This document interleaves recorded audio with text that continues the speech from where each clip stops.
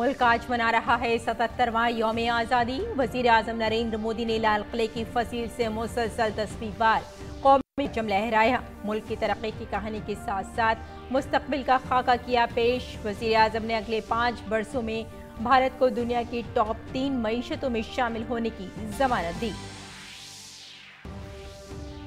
वज़ीर आज़म नरेंद्र मोदी ने कहा, तरक्की याफ्ता भारत का ख्वाब 2047 तक होगा शर्मिंदा ताबीर। अमृत काल में किए गए फैसलों से 1000 साल की सुनहरी तारीख की जाएगी रकम। कुनबा परस्ती को सख्त निशाना बनाते हुए कहा, मुल्क को बदउनवानी और खुशामद पर मबनी सियासत से करना है पाक। वज़ीर आज़म नरेंद्र मोदी ने आने वाले सितंबर में विश्वकर्मा जयंती के मौके पर मुल्क में विश्वकर्मा कौशल सम्मान योजना शुरू करने का किया ऐलान। पीएम मोदी ने ज़राअत को हाईटेक सेल्फ हेल्प ग्रुप बनाने से लेकर 2 करोड़ खवातीन को लखपति दीदी बनाने का भी किया ऐलान। खवातीन को आगे बढ़ाने के लिए सेल्फ हेल्प ग्रुप से जुड़ी हुई खवातीन को दी जाएगी ड्रोन चलाने और मरम्मत करने की तरबियत। कश्मीर से कन्याकुमारी तक पूरा मुल्क रियासतों और मरकज के ज़ेर इंतजाम इलाकों में मनाया जा रहा है आज यौम आज़ादी का जश्न।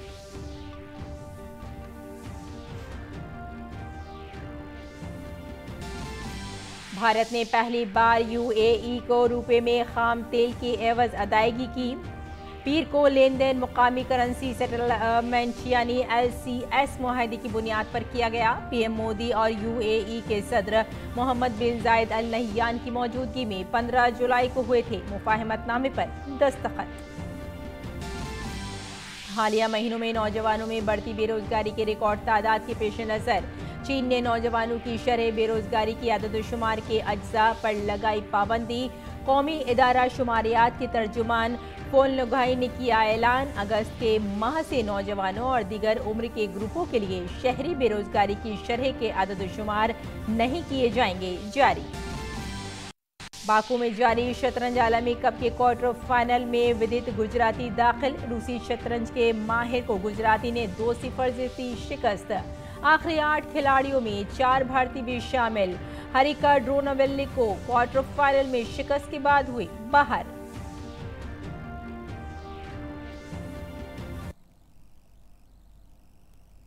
आदाब नाज़रीन, खबरनामे में आपका इस्तकबाल है। मैं हूं आपके साथ रेशमा फारूकी। आइए तफसील से अब खबरों पर नजर डालते हैं। वज़ीर आज़म नरेंद्र मोदी ने आज 77वें यौम आज़ादी के मौके पर लाल किले की फसील से कौमी परचम लहराया।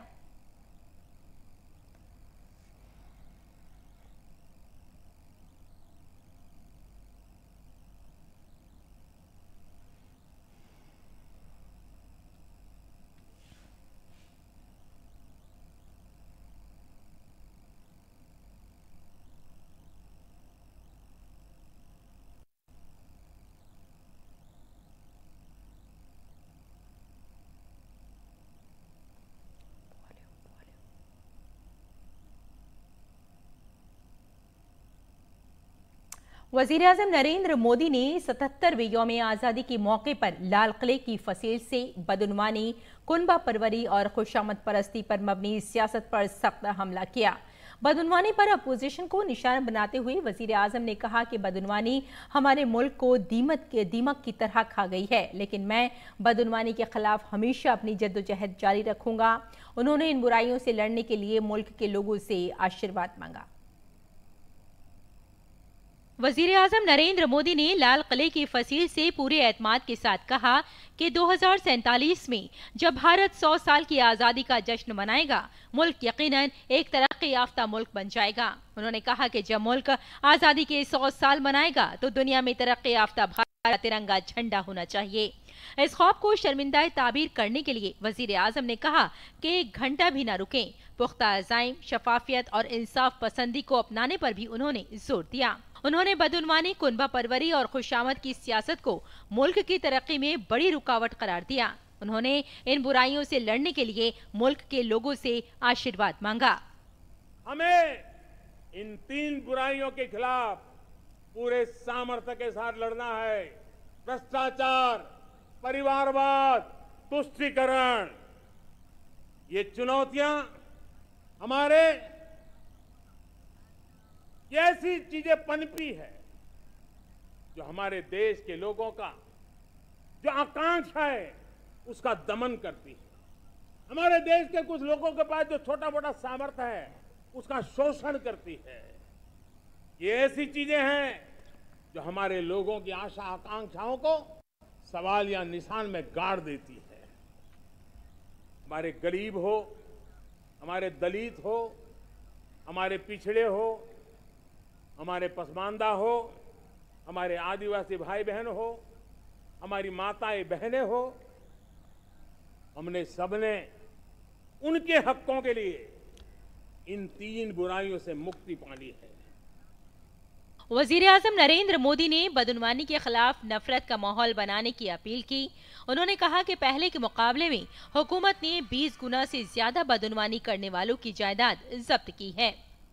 हमारे देश की सारी समस्याओं की जड़ में भ्रष्टाचार ने दिमक की तरह देश की सारी व्यवस्थाओं को, देश के सामर्थ्य को पूरी तरह नोच लिया।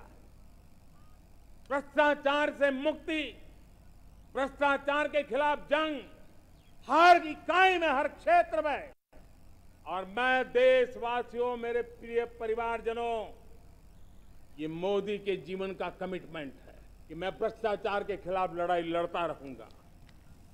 भ्रष्टाचारियों की संपत्ति जो हमने जब्त की है ना, वो पहले की तुलना में 20 गुना ज्यादा की है।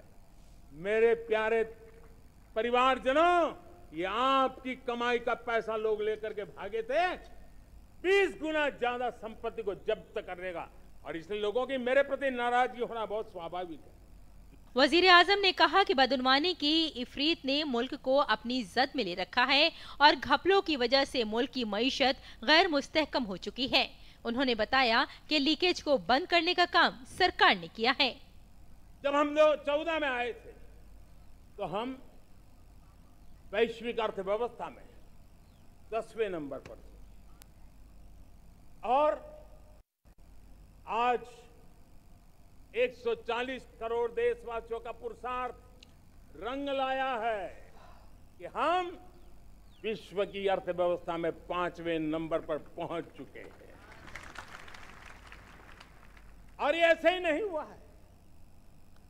जो एक भ्रष्टाचार का राक्षस देश को दबोचे हुए थे, लाखों करोड़ के घोटाले अर्थव्यवस्था को डामाडोल कर रहे थे, गवर्नेंस फ्रेजाइल फाइल में देश की पहचान होने लगी थी। लीकेजेस को हमने बंद किया, मजबूत अर्थव्यवस्था बनाई। हमने गरीब कल्याण के लिए ज्यादा से ज्यादा धन खर्चने का प्रयास किया।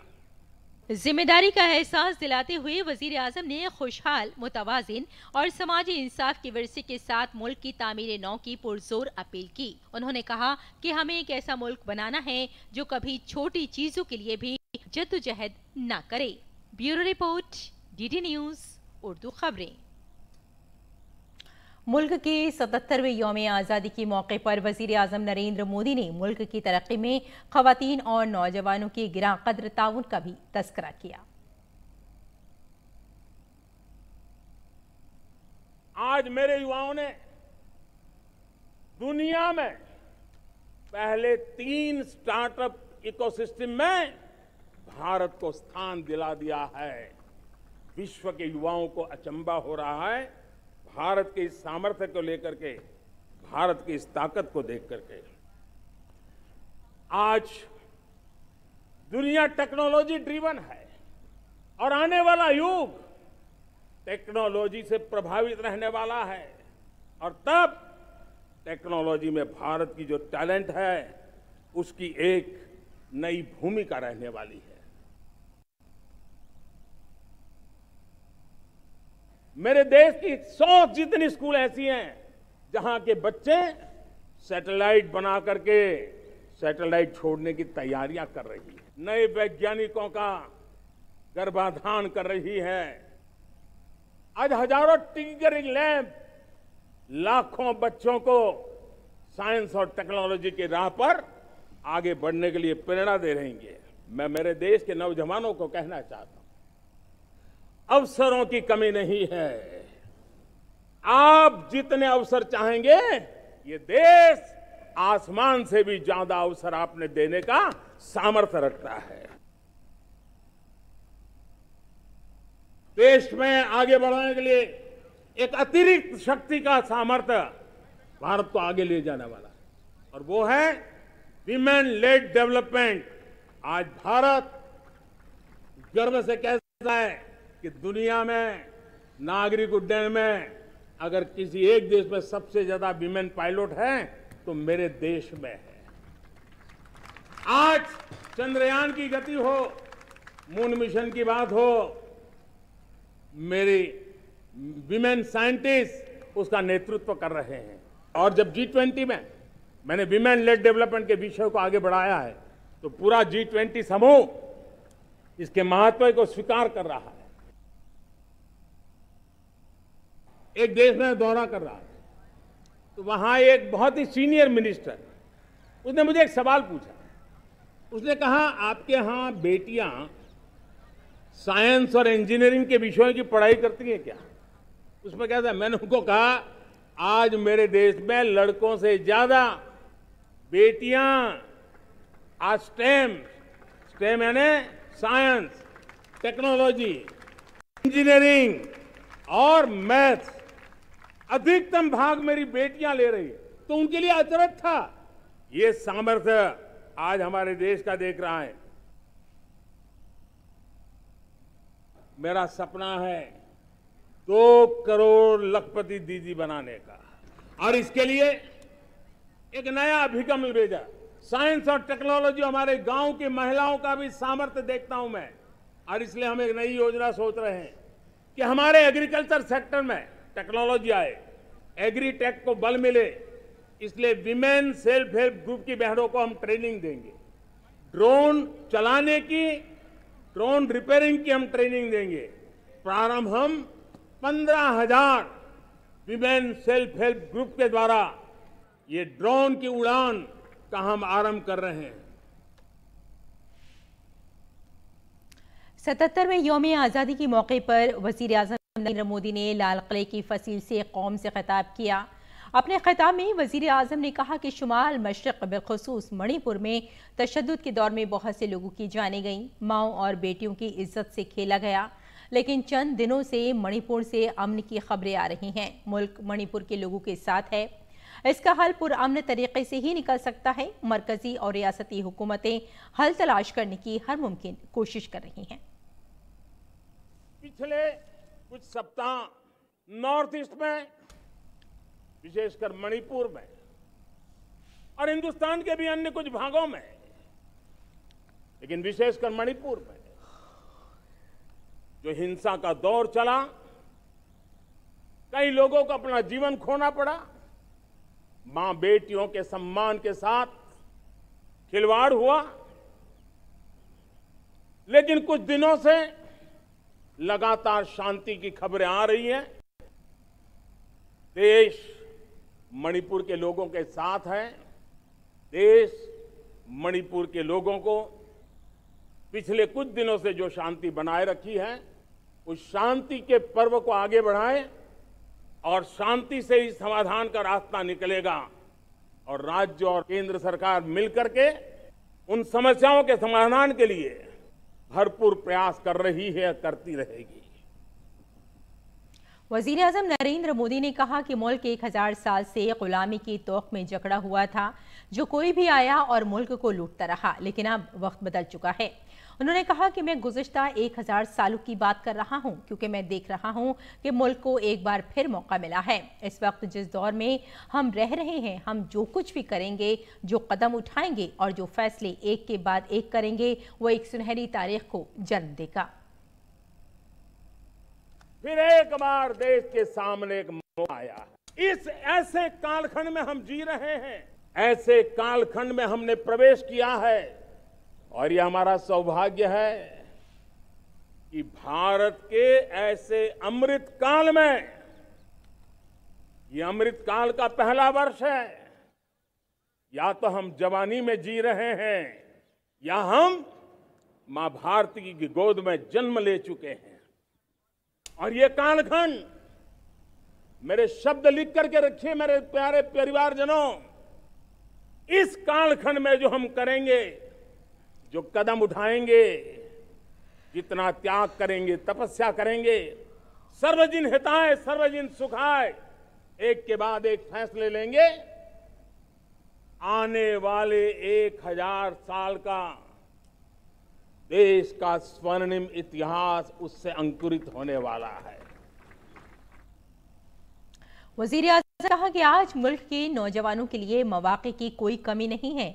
जितने मौके आप चाहेंगे, ये मुल्क आसमान से ज्यादा मौके देने की सलाहियत रखता है। झोंपड़ी से निकले हुए बच्चे आज खेलों की दुनिया में पराक्रम दिखा रहे हैं। छोटे छोटे गांव के, छोटे छोटे कस्बे के नौजवान, हमारी बेटे बेटियां आज कमाल दिखा रही है। अब देखिए, मेरे देश की 100 जितनी स्कूल ऐसी हैं जहां के बच्चे सैटेलाइट बना करके सैटेलाइट छोड़ने की तैयारियां कर रही है। आज हजारों टिंकरिंग लैब नए वैज्ञानिकों का गर्भाधान कर रही है। आज हजारों टिंकरिंग लैब लाखों बच्चों को साइंस और टेक्नोलॉजी की राह पर आगे बढ़ने के लिए प्रेरणा दे रही है। मैं मेरे देश के नौजवानों को कहना चाहता हूं, अवसरों की कमी नहीं है।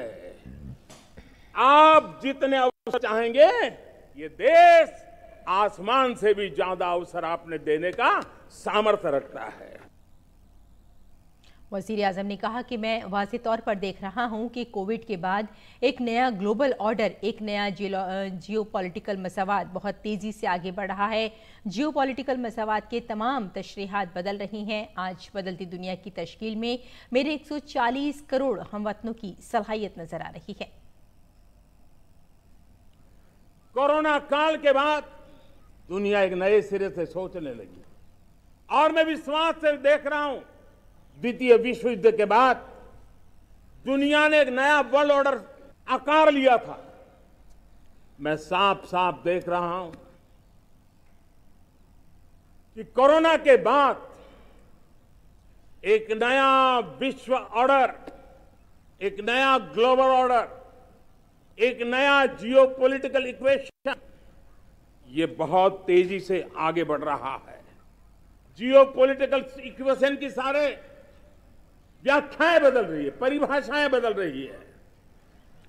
और मेरे प्यारे परिवारजनों, आप गौरव करेंगे, बदलते हुए विश्व को शेप देने में आज मेरे 140 करोड़ देशवासियों आपका सामर्थ्य नजर आ रहा है। आप निर्णायक मोड़ पर खड़े हैं। वज़ीर-ए-आज़म ने कहा कि आबादी, जमहूरियत और तनव्वु की त्रिवेणी भारत की हर ख्वाब को पूरा करेगी। उन्होंने कहा कि आज भारत तरक्की की राह पर गामजन है। दुनिया में 30 साल से कम उम्र के लोगों की सबसे ज्यादा आबादी सिर्फ भारत में है। हमारे पास डेमोग्राफी है, आज हमारे पास डेमोक्रेसी है, आज हमारे पास डाइवर्सिटी है।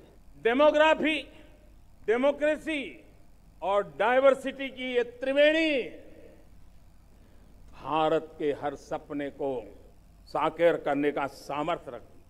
आज पूरे विश्व में लोग, वहां देशों की उम्र ढल रही, ढलाव पर है, तब भारत युवान की तरफ ऊर्जावान होकर के बढ़ रहा है।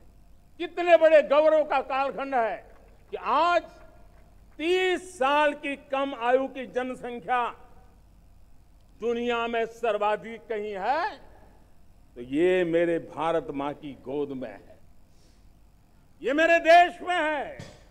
और 30 साल से कम उम्र की नौजवान हो, मेरे देश के पास हो, कोटि कोटि भुजाएं हो, कोटि कोटि मस्तिष्क हो, कोटि कोटि सपने, कोटि कोटि संकल्प हो, तो भाइयों बहनों, मेरे प्रिय परिवारजनों, हम इच्छित परिणाम प्राप्त करके रह सकते हैं।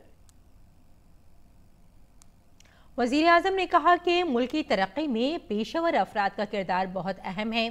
साइंसदान हों, इंजीनियर हों, डॉक्टर्स हों, नर्सेस हों, टीचर्स हों, सभी माँ भारती के मुस्तकबिल को रोशन बनाने के लिए अपनी पूरी ताकत से काम कर रहे हैं।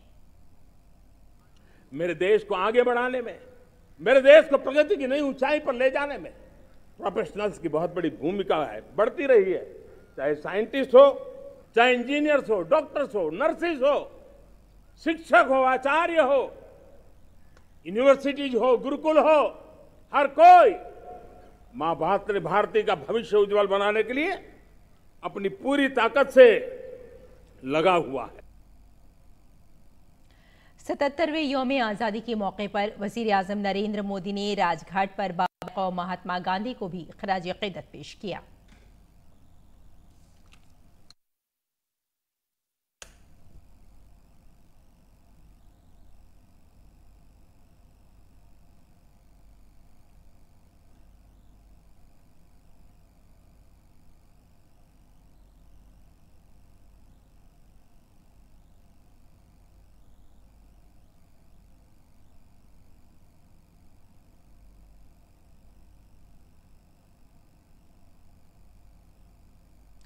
सदर जमहूरिया द्रौपदी मुर्मू ने यौम आज़ादी के मौके पर कौमी जंगी यादगार पर शहीदों को खराज अक़ीदत पेश किया।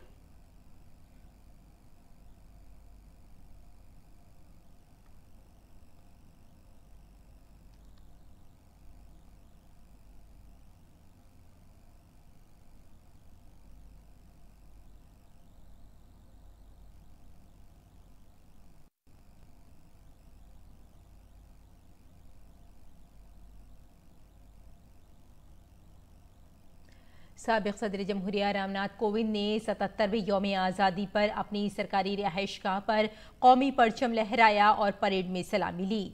हमवतनों को यौम आज़ादी की मुबारकबाद देते हुए साबिक़ सदर जमहूरिया ने उन बहादुर बेटों और कौमी सूरमाओं की कुर्बानियों को याद किया जिन्होंने मुल्क की आज़ादी के लिए अपनी जानों का नजराना पेश किया। रामनाथ कोविंद ने 15 अगस्त पर नीम फौजी दस्तों के जवानों, दिल्ली पुलिस के एहलकारों और प्रोग्राम में मौजूद उनके अमले के साथ मनाया और सबके दरमियान मिठाइयां तकसीम की। इस मौके पर हुब्बुल वतनी के जज्बे से सरशार तलबा और तालिबात ने सकाफती प्रोग्राम भी पेश किया।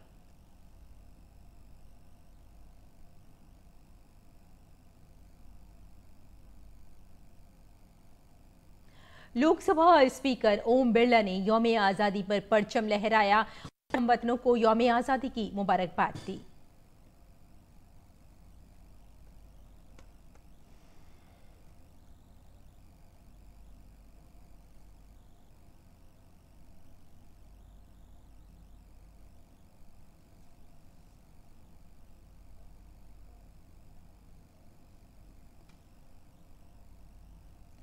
और वज़ीर दिफा राजनाथ सिंह ने यौम आज़ादी के मौके पर अपनी रिहाइशगाह पर कौमी परचम लहराया।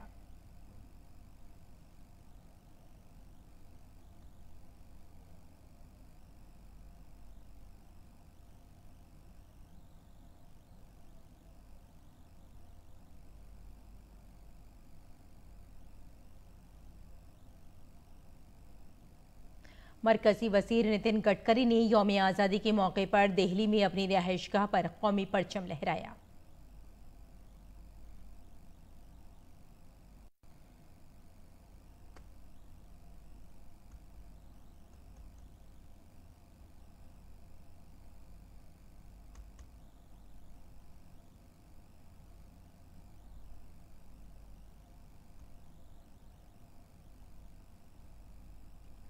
और रियासतों के वज़राए आला ने भी रियासती दारुल हुकूमतों में भी तिरंगा लहराया।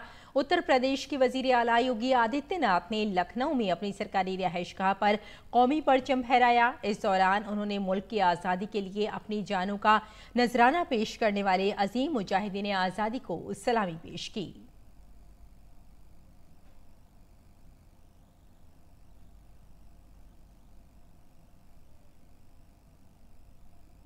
हरियाणा के वज़ीर आला मनोहर लाल खट्टर ने फतेहाबाद में परचम कुशाई की। इस मौके पर उन्होंने कहा कि मुल्क की तरक्की में हरियाणा का अहम किरदार रहा है। चाहे हरियाणा के फौजी हों या किसान, दोनों अपनी खिदमत देने में हमेशा आगे रहे हैं।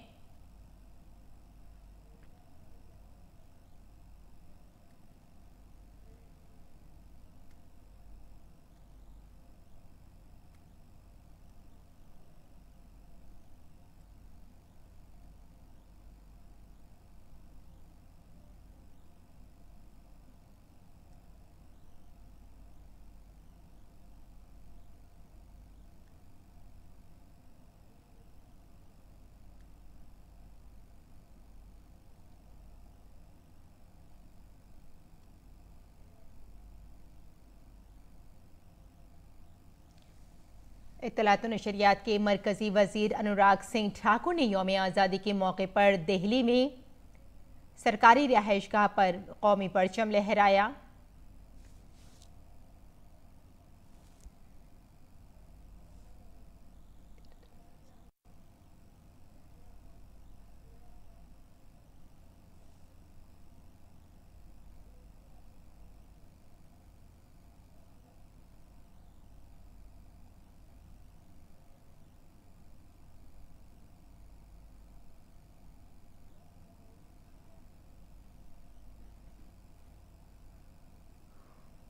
और इत्तलात व नशरियात के मरकजी वजीर अनुराग सिंह ठाकुर ने यौम आज़ादी के मौके पर दिल्ली में अपनी रिहाइशगाह पर कौमी परचम लहराया।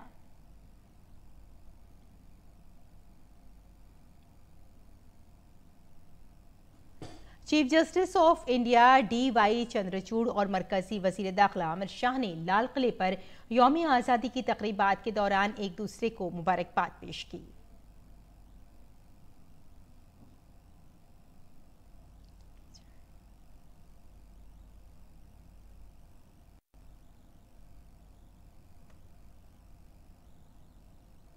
सतहत्तरवें यौम आज़ादी के मौके पर श्रीनगर के लाल चौक पर लोगों ने तिरंगा लहराया।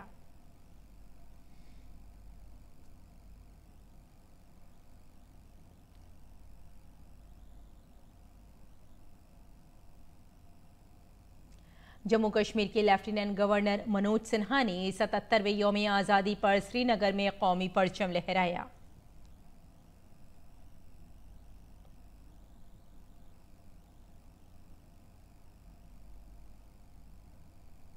और अगली खबर की ओर बढ़ते हैं। रूस के जुनूबी इलाके दागिस्तान के दारुल हुकूमत मखाजकाला में एक गैस स्टेशन में आग लगने से 25 अफराद हलाक हो गए हैं। मरने वालों में 3 बच्चे भी शामिल हैं। दागिस्तान के वजारत दाखिला के मुताबिक 8 में से 2 टैंक फट गए और दूसरे में धमाके का खतरा था। मुकामी इमरजेंसी सर्विस के मुताबिक आग 500 मुरब्बा मीटर के इलाके में फैल गई। ऐनी शाहिदीन के मुताबिक धमाके का बहुत ज़ोरदार था और जो अपार्टमेंट्स और घरों में भी महसूस किया गया। धमाके की इब्तदाई वजह गैस स्टेशन पर गैस सिलेंडर का फटना है, ताहम अभी तक हादसे की सरकारी तस्दीक नहीं हो सकी है।